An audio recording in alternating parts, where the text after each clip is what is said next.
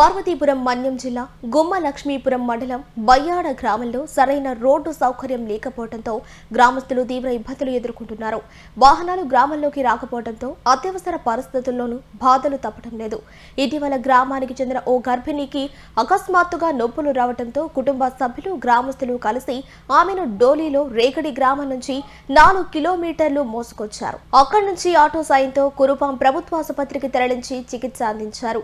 Road లేకపోవడం వల్ల ప్రతిసారి ఇలా ప్రమాదకర పరిస్థితులు ఎదురవుతున్నాయని గ్రామస్తులు ఆవేదన వ్యక్తం చేస్తున్నారు. పార్వతీపురం మన్యం జిల్లా గుమ్మ లక్ష్మీపురం మండలం బయ్యాడ గ్రామంలో సరైన రోడ్డు సౌకర్యం లేకపోవడంతో గ్రామస్తులు తీవ్ర ఇబ్బందులు ఎదుర్కొంటున్నారు. వాహనాలు గ్రామంలోకి రాకపోవడంతో అత్యవసర పరిస్థితుల్లోనూ బాధలు తప్పడం లేదు.